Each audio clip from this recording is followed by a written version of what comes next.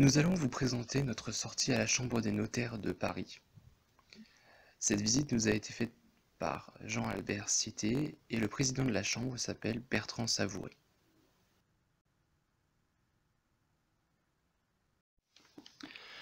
Le Châtelet est un lieu symbolique pour les notaires, car c'est là où tout commence entre le XIIIe et le XIVe siècle sous le Royaume de France, avec les rois Saint-Louis et Philippe le Bel, qui ont contribué à développer le rôle des notaires.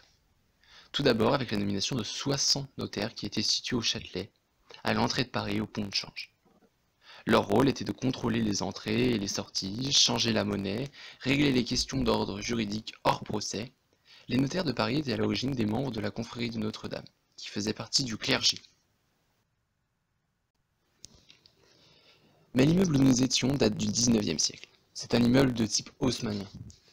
Les notaires occupent la place du Châtelet depuis plus de 700 ans. Il nous expliquait que les notaires de Paris ont dû déménager au XIXe siècle pour céder leur place au boucher de Paris. L'État leur a laissé un délai de 1 an pour construire un bâtiment de l'autre côté du Châtelet.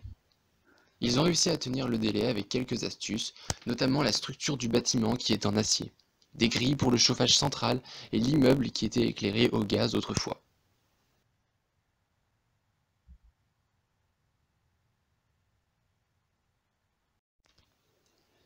Pour la suite de la visite, nous étions dans la salle des adjudications.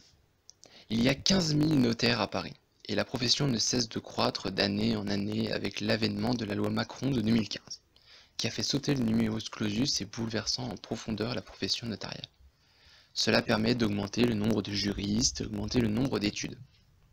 La principale source de revenus des notaires est le droit immobilier, et au niveau du droit de la famille, le notaire a récupéré depuis le 1er janvier 2017 le divorce par consentement mutuel pour désengorger les tribunaux.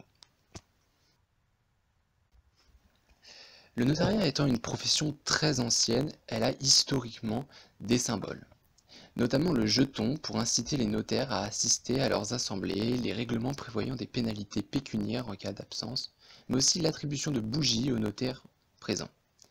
Le Code civil qui a été promulgué le 21 mars 1804 par Napoléon Bonaparte, le sceau du notaire qui est la marque de son autorité publique, qu'il appose pour authentifier un acte. Le panonceau qui a l'effigie de la République française devant tous les offices notariales. Le gnomon que vous voyez qui désigne un cadran solaire à plusieurs faces, c'était l'emblème des notaires depuis Louis XIV. Et enfin, la devise en latin qui, en français, serait « ce que nous écrivons fait la loi ».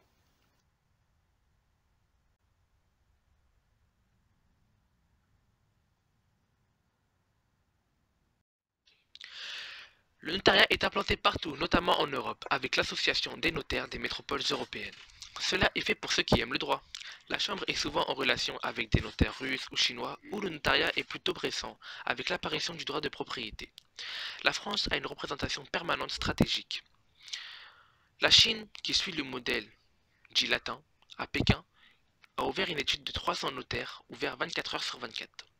Aux États-Unis, il y a une forme de notariat qui a été créée en Floride, mais elle représente peu de ce que fait un notaire en France. Je vais maintenant vous parler de l'organisation de la Chambre et de son environnement. La Chambre des notaires de Paris recouvre 3 départements, Paris, la Seine-Saint-Denis et le Val-de-Marne. Au-dessus de cette chambre, il y a la Chambre régionale et enfin le Conseil supérieur du notariat, l'instance suprême des notaires. La Chambre élit 27 membres qui se retrouvent 2 fois par mois pour décider.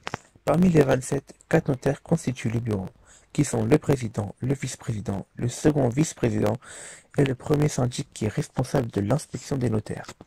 Cela permet de faire passer aux confrères un grand axe politique et faire remonter de la base les problèmes.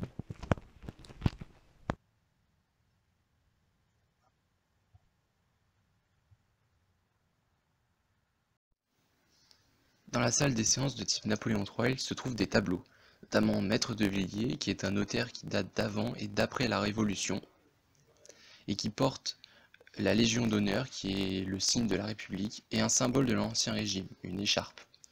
Maître Bonhommé, dont le tableau a été réparé, parce qu'au cours des affrontements lors de la guerre de 1870, une balle est partie de la mairie et a percé le tableau. Enfin, la dernière pièce est la bibliothèque où se trouvent des codes civils originaux.